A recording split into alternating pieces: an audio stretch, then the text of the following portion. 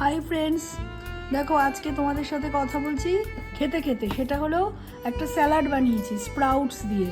এটা হেলদি বেশি আর আমার কাছে মানে আনন্দের খাবারটা কম, কারণ এটা আমার একদমই পছন্দের খাবার না, এটা আমার হাজব্যান্ডের পছন্দের খাবার।